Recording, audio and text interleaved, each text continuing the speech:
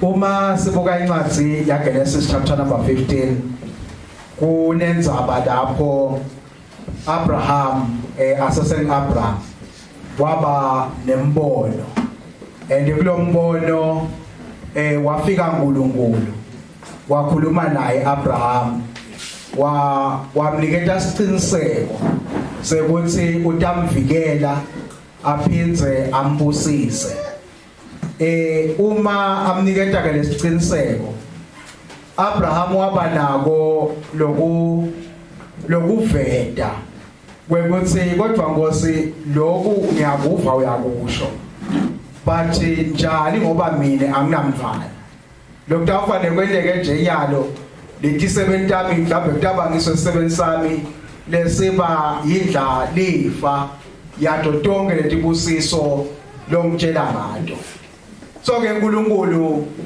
waphindze wamniketa isiqiniseko sekuthi angeke sisebenzisa ke Abraham sebe yindla lifa kodwa kunaloko wathi asukuphumele la ngaphandle kusebusuku phakamise amehlo akho ubuke etulo esibhakabhakeni la ubuka letinkhanyeti situkulwane sakho sitaba sinenge njengaleti nkhanyeti esibhakabhakeni waphindze wenda lesiqiniseko sekuthi lesitukulwane lesi utasinika lelive lapho beka khona lelive laseKhanani wathi utawusiniketa lesitukulwane sakhe Abraham but kunento labese uyayicela Abraham ukuthi ucela isiqiniseko salo seNkulunkulu wena lenye into wathi akahambe alanze sithokati lesincane sina 3 years alanze imbuti lesikade lena 3 years alanze nemvu lena 3 years alanze lituba alanze lalo bese emva kwalokho ujuba lamkhatsini letilwane into halves wena njalo Abraham ngehlelinthathu lesithokati nembuti nemvu wajuba lamkhatsini nakajuba lamkhatsini kwathi ebusuku wabona umlilo kanye nemfuthu ihamba lamkhatsini njoba sijubile lesilwane into halves hamba lamkhatsini wala maphisi lamabili lawajubile Abraham lokho bazalwane simakadze wakwenda njenge kuqinisekisa lesivumelwano bekasenda naAbraham aqinisekisa the covenant bekayenda naAbraham lethi lelive senginikete situkulwane sakho lokuthi akwende lo kusiniketa sitfombe kuthi ngaleso sikhathi leso uma kutakwendiwa sivumelwano bantu ababili batawungena bende icovenant bende sivumelwano kwakuhlatshwa silwane sijutshwe emkhathi njengoba enda Abraham bese labantu ababili laba ngibo labantu awuhamba la emkhathini wala maphisi lamabili alesilwane ngalokho hamba njalo bebakhuluma emagama lathi uma mina ngingasigcini lesivumelwano akwendeke kimi njengoba kwendeke kulesilwane ngalaba emagama uma mina ngingasigcini lesivumelwano lesisendile ngifanele ukuthi ngife nami leshothi lesivumelwano besibhayindi lesivumelwano kusephula kwakupita kufa but lana sibona uNkulunkulu nguye kuphela Abraham akusuye lohamba la emkhathini kodwa uNkulunkulu lohamba la emkhathini wala maphisi lamabili alesilwane lokho kwakuveta lokwekuthi uNkulunkulu bekakhuluma kuAbraham kwekuthi lesivumelwano lengisenda nawo ngiyaqinisekisa ukuthi ngitasigcina. Amen. Abeveta lokuthi uNkulunkulu yena is taking full responsibility. Kwekuthi lesivume lokhu la kukhulume kuAbraham kutakwendeka kanjani. So ke bazalwane lokuthi ngithize lenzaba ngithiza indzaba yesivumelwano. Kwekuthi sivumelwano yinto lebeyinto le ndawuthi lecine kakhulu. Lekuyinto le serious kakhulu. Kwekuthi kusephula sivumelwano. Kwephula icovenant kwakubita kufa. So ke siyabona uma siqhubeka sifika encwadini yaExodus chapter number 24. Uma uNkulunkulu sekanikete Moses imithetho yesive sakhe Israel. Ekugcineni Moses ku chapter number 24 ufika ufundzela ngoba uNkulunkulu uthi akabhale phansi. Sewufundzela lesive lemiyalo levela kuNkulunkulu. Nakayifundzela lesive naso sesiyavuma. Sivuma kwekuthi sitakwenda njengoba asho uNkulunkulu kule miyalo. Ngalabe magama sebenta sivumelwano bana uNkulunkulu. Kwekuthi batako uNkulunkulu lathi totakwenda. uNkulunkulu takwenda nalokho lekufanele ukuthi bona bakwende nabo batakwenda.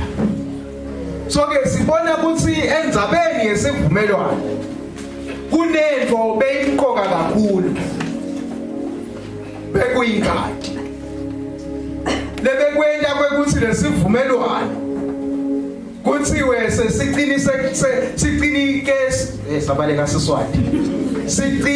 Siqinisekile ngokwekuthi kube nenkadi letawuqinisekisa leso sivumelwano. So ke ku Exodus chapter number 24 Moses nasafundzele lesive. Sewusuka Moses wenda kuthathwa silwane. Uthatha lengadi uyihlukanisa kabili ngabo bhesili lababili. Thatha lelenye lekulabo kulomnye bhesili lo uyithela lapha kule altar. Uthatha lelenye lekulo bhesili lomunye ufafata lesive saNkulunkulu. Aphiza afafate nalemibhalo. Nasakwende konke lokho ukhuluma ke uthi Moses, this is the blood of the covenant. Lena ingadi yesivumelwano.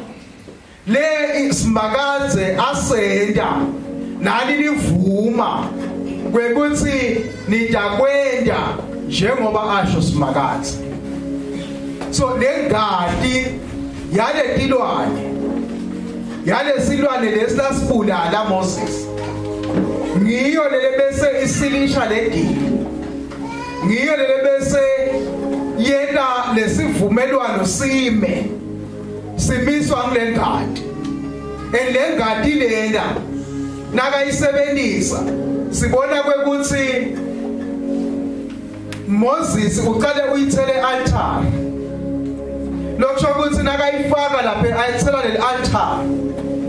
Lokho kwakuqinisekisa lisayidi la uNkulunkulu. Kwekuthi lethembiso uNkulunkulu latendile. Angeke aze ajike kuto uNkulunkulu. Abeqinisekisa kwekuthi lokhu uNkulunkulu akwethembisile lapha embhalweni utakufeza yena uNkulunkulu. Nalabantu ke nakafafata lengadi lapha ngakubo. Nakhona kwakuqinisekisa lokwekuthi nabo batawenda lokho le uNkulunkulu athi abakwende.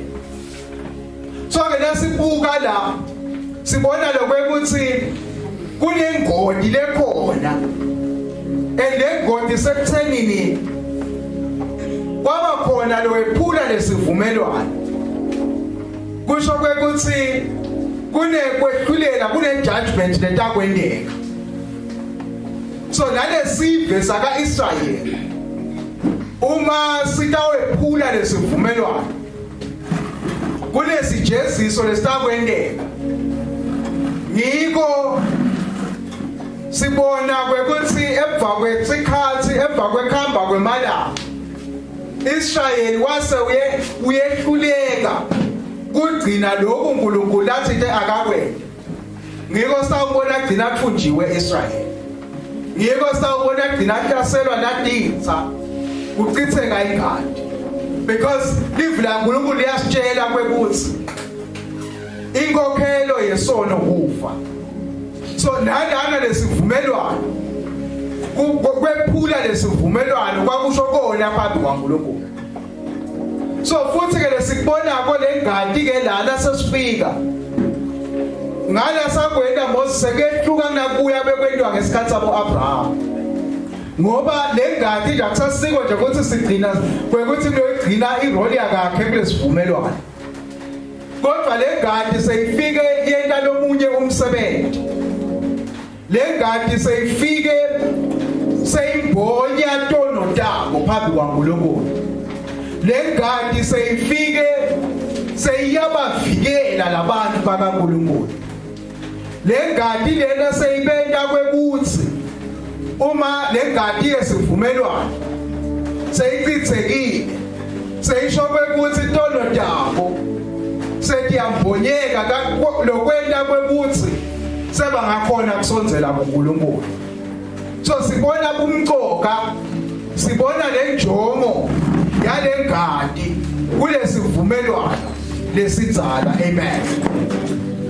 Futhi lasibuka ke lenzaba yesivumelwano kwangasiko nje kwekuthi njengebetive kwekuthi sidakwenda nje ukuthi nangabe boNkulunkulu bethu sebakwatile sebasifulathele bese siyahamba siyobahlabela silwane ukuze sitobajabulisa nangabe kwathi ngikhuluma nemaswati nangabe labaphansi sebakwatile nangabe sebalambile sekufuna sibahlabele kwakusiko nje indzabe ukuthi ijabulisa uNkulunkulu ngale ndzabe ukuthi ngihlabe silwane futhi nangabe sengihlabele silwane shothi sekwenene ngikho nasawufika sifunze Lihubo chapter number 50 na chapter number 51 asifundise yena MC ngilapho sawufike sithole khona kwekuthi athi uNkulunkulu akajatshuliswa ngule mihlatshelo kodwa lokujabulisa yena uNkulunkulu ujatshuliswa kwekuthi bantu baphendvuke ngenhlitiyo yabo yonke ujatshuliswa ukuthi bantu badzabuke etinhlitiyweni tabo ngenxa yesono noma ngenxa yebona kwabo ujatshuliswa kwekuthi bantu balandzele noma balalele imiyalo yakhe uNkulunkulu bagcine lesethembiso noma bagcine lesivumelwano bethembeke kulesivumelwano labasende namuhla.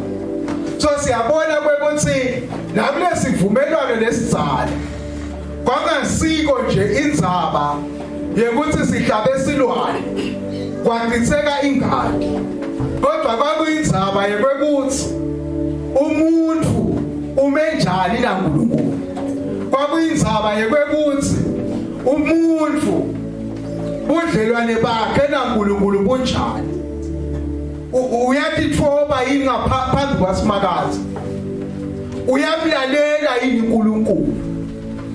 So ke bazalwane la sifundza khona ke sesibona Jesu ngebusuku bakhe angakayi esiphambanweni Jesu ngalobusuku lathengiswa ngabo ngalobusuku vele sakabe sewuyaboshwa ngakusasa ayeufa esiphambanweni uba nesidlo sekugcina kanye nebafundisi bakhe lakadla lesidlo la ketulu lasifundze khona ukhuluma ke ukuthi la emkhathini wenu kukhona lo tangithengisa babutana bodwana kuthi ngibani bathi lona lo tawunayo tawufaka isandla la kupha khona naye nomunye wakho uyevakala la Judas ukuthi ngabe ngimini inkosi kanti vele nguye amen bathi siyanaka ke ukuthi basada Jesu ubonakala uthatha sinesingwa uyasikhephula uyathandaza uyabonga uNkulunkulu so uyabanika lesingwa so uyayishintsha lenkulumo ukhuluma inkulumo lethi thathani lidle ngoba lona ngumtimba wami Jesu nakakwenda lokho sewuvele usesiphambano usobuka siphambano so vele ubalungiselela ngendzaba yesiphambano ukhuluma ngalo mtimba wakhe Jesu lo tawuhleshula esiphambano uyesuka lapho uthatha indzebe yena wayinayo uthi nathani kuyo lonke ukhuluma ke nanga emagama lakhulunywa nguMoses uma Moses ethula lencwadi yemthetho kulesizwe saka-Israyeli naka ifafada ngale ngadi uthi lena ingadi yesivumelwano so na Jesu la ukhuluma ke manje uthi this is my blood of the covenant lena ingadi yami yesivumelwano Jesu so ukhuluma ngalesisha manje sivumelwano sivumelwano emkhathini wemuntu naNkulunkulu elesivumelwano lesi sesinenjongo lehlukile sesine purpose lehlukile ngoba ngale kuMoses kwakuthi sitawugcina lencwadi yemthetho kodwa nyalo Jesu lakakhuluma so ukhuluma ukuthi legadi le uthi ngoba lokhu kuyingadi yami yesivumelwano lechithelwe labanyeni kube kuthethelelwa kwetono amen so nyalo lengadi lena sayinenjongo lehlukile lengadi yesivumelwano lesathi Jesu seyiyachithwa ngoba sibonile ngale kuMoses kufafatwa labantu it is sprinkled on the people but la kuJesu uthi it is poured out for many seyiyachithwa lengadi seyichithelwa labanengi lengadi nayichithwa uthi ichithelwa kwekuthi bantu batothethelelwa kuyona ndawo so siyabona ukuthi lengadi yesivumelwano lesisha ingadi yesivumelwano kwekuthi uNkulunkulu sewende indlela yokuthi bantu noma bonile kakhulu kodwa bathethelelwe kuyona ndawo kodwa bantu elisiyanaka kwekuthi nyalo la lengadi ayisasikwe nje kwekuthi imbonyatono njengale ngadi yetilwane lesikhuluma ngayo kulesivumelwano lesithathu yona beyimbonyatono yayingati gezi tono yona ngiko kwakubida kwekuthi lengadi lelembonyatono yona yendiwe onke malanga ekuseni nantsambama yendiwe futhi nangelanga le day of atonement iphindze yendiwe uma umpriest omkhulu atawungena endzaweni engcwele so ngoba bengakhona ukuthi isusa tono bekufanele iphindza kodwa lesesikubona la kwekuthi lengadi lena Jesu lathi ichithelwa labanyeni yona ichitheka kanye yona uyenda uyinikela kanye Jesu lengadi ya Jesu lekungiyona ichithelwa labanengi lekuyingadi yesivumelwano lesisha lekuyingadi leqinisekisa sivumelwano lesisha yona manje seyine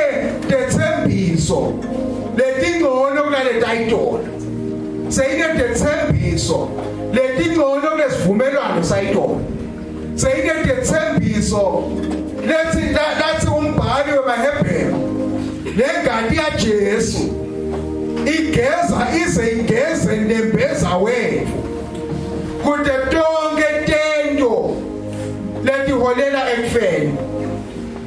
Le ngadi ya Jesu iyakhona yona kugeza nembeza lona ke iyakhona kugeza inhlitiyo yemuntu yena kwekuthi naloko bekakwendile intombi sale kususwa ngalokuphelele sale lo muntu abesidalwa nesisha sale lo muntu tono takhe ditsethelelwe mama ditsethelelwe futhi ngalokuphelele ngoba phela intolo lengadi yetilwane bebayinikela nje onke balama kodwa kwakudzingeka ilanga linye ngeminyaka letonke letono tebantfu kulelive noma kulesifo bese tiyathathwa tinike tibekwa etikwembuti lebekuthiwa scapegoat lebese yaholela idlani iyolala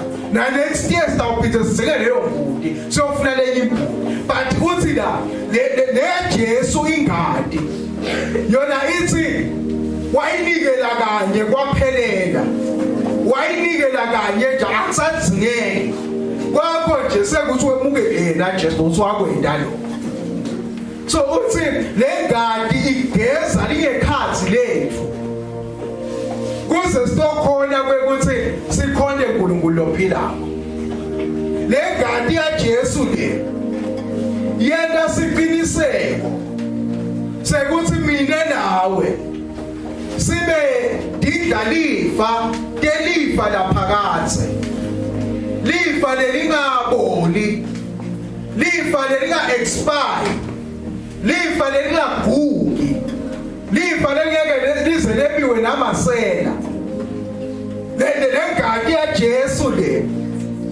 yena lesivumelwano lesisha lesiqinisekisa ukuthi mina nawe sine lifa laphakathi sine nawe size sibe nethemba laphakathi sine nawe size sibe didla lifa delizwe ngule ngadi yesivumelwano leleyaqitheka esiphambanweni le ngadi ya Jesu lesithi ine dethembiso letingcono kunale ngadi yayintona njengoba shitho Jesu kwekuthi le ngadi le iqithekele labanene lokho le ngadi le leyanikelwa kanye ngule ngadi le susa tonke entolo endakabhala kwaHebrew 9 verse 28 uthi le ngadi le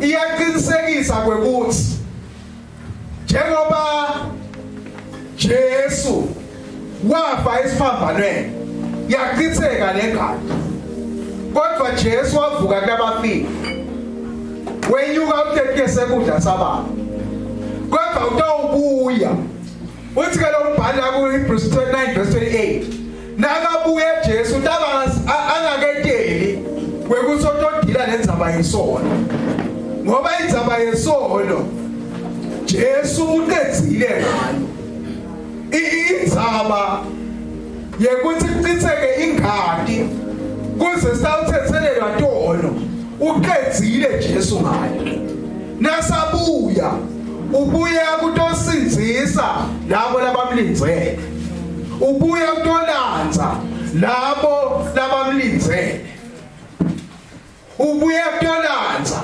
labo lesebalungele balungele yena balungele kubuya kwakhe so ke Jesu uqedzile la waqedza ngalendzaba le yesono akendzaba lapha noma ungahlaba tibe tigage tingomo noma timbuli waqedza Jesu ngeke disakusida haleluya bathi angiphindze le ngoba ngiyacabanga nebogogo ukuthi ngiliphela lemphahlako akisho ningeli la amen kulana basha ingene ngemandla lendzaba labanye baze bathi bafuna kuthiwa tamathambi kahle ngifuna kuyokwenzelwa umsebenzi noma bangakwentela lalela indzaba yakho ngeke ikusinde Jesu wakhetha na uyakuye Jesu kuphelele na uyakuye Jesu atsandzile ingadi ngoba le yakhe ingadi yenela titawuphela letinkomo kuphelele letingudi but wakhetha Jesu amen.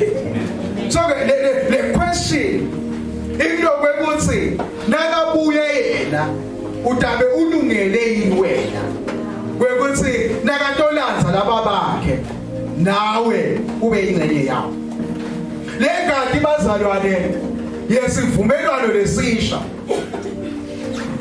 yende info lenkulu la ufundza abaHebrew 10 verse number 19 ukhuluma ngekuthi sine sesinesibinzi sekungena endzaweni engcwele singena ngengadi kaJesu nakabhala ukhuluma ngekuthi Jesu wangena njengoba nyalo wasuthatha isigaba sekuba ngumpristi lomkhulu the great high priest wangena Jesu njengompristi omkhulu yena bekangena endzaweni engcwele angena aphethe ingadi yetilwane bathi Jesu ungena ungilompristi yena aphize Jesu angene aphethe le yakhe ingadi wangena kwabangani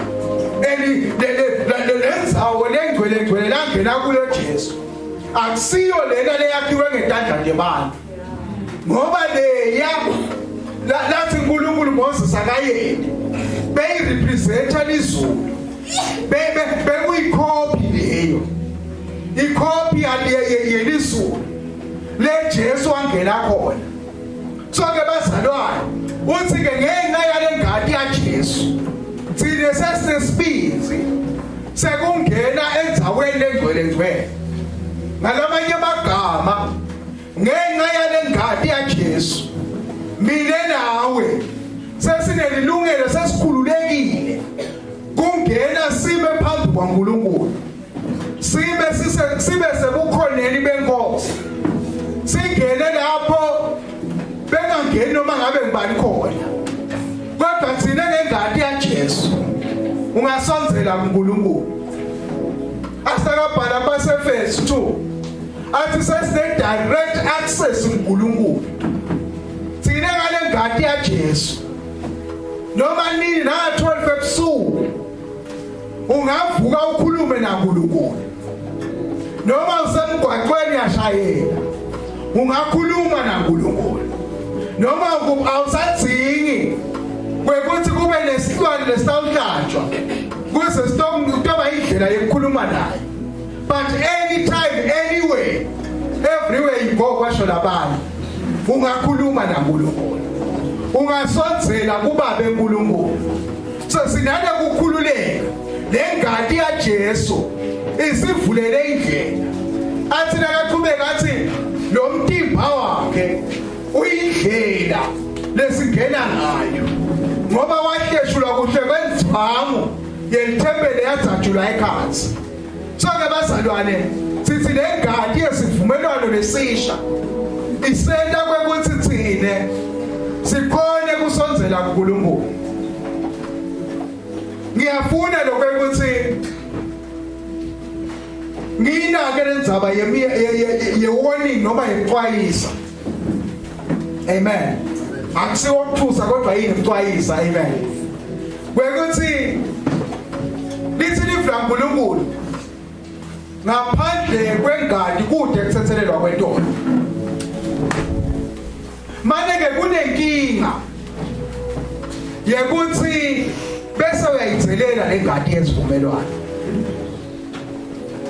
Uthi umbhalo weHebrew chapter number 10 nawufundza 28 ka 29 ukhuluma ngebantu labathi ke basinziswa bamemukela Jesu bagezwa ngengadi kaJesu base bayadikhethela bona kwekuthi sale bahlubuka uNkulunkulu sale bahlubuka Jesu kunengodi lenkulu lapho uthi verse 28 uthi loyo lebeka aphula umthetho waMose bekafa bekabulawa ngenxa nje mfakazi ngobantu ababili noma labathathu kanganani ke lona logcoba imvodzana yaNkulunkulu ende atselele lengadi yesivumelwano lake wagezwa ngayo ahlambalade emoya longcwele kanganani ke lo yokujeziswa kwakhe. Amen.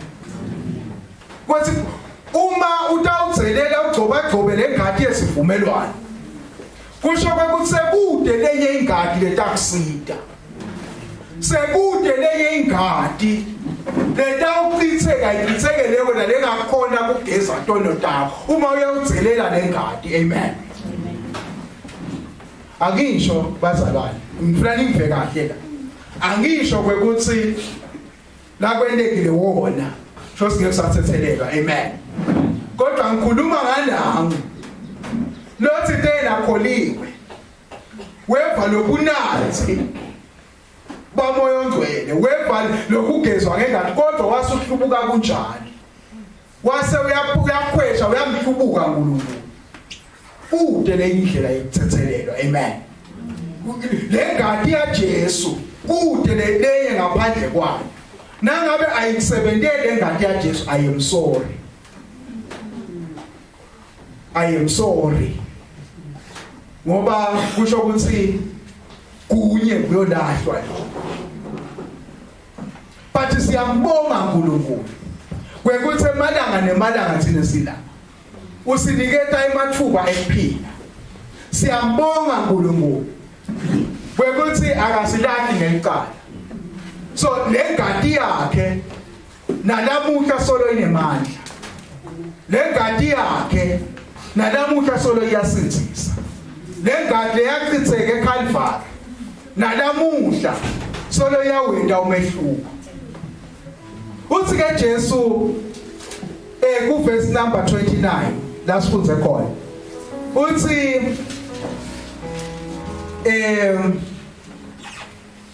kepha ngithi kini kusukela lamuhla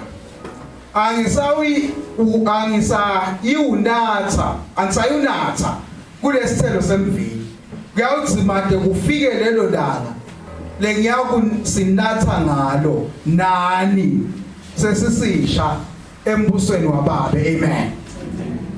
Uthi Jesu bafundzi bakhe nginatha kwekugcina manje emva kwaloko angiyuphindze but nginaka lokwekuthi sengiyawuze ngisinathe nani embusweni wababe. Amen. Engathini yesambulo chapter number 19 Sambulo chapter number 19 sukela ku verse number 5 uthi kwevakala livi liphuma esihlalweni sebukhosi lithi thomisani uNkulunkulu wethu nonke ninetingcebo takhe nine labancane nani labakhulu elimesaba. Ngase ngiva lokwakungathi livi lesicuphi lesikhulu sebantu linjengemsimbo wemali lamanyenti nanjenge kuthuma lokukhulu lithi haleluya inkosi yethu uNkulunkulu somandla iyabusa asithokoze siyiphakamise siyinike luthumo ngobe umshado weludlu sewufikile namako sewutilungiselele uphiwe ukuthi embathiswe ingubo elinene lecolisakele nalekhanyako nalemsulwa leli lineni lelicosakele idendo nemisebenti lelungile yalabangcwele lengilosi yathi kimi bhala uthi babusisiwe labo labamenyelwe edzilini lemshado weludlu.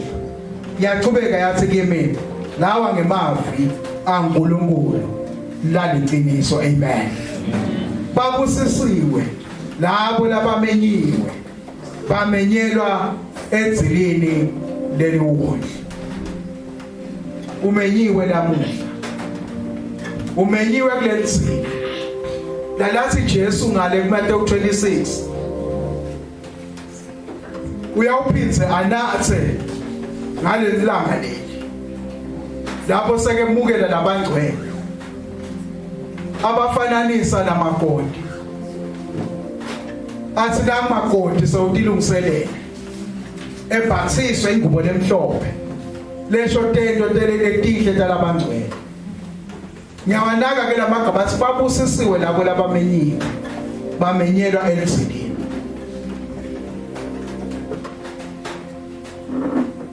Ke magama lefikile ekuseni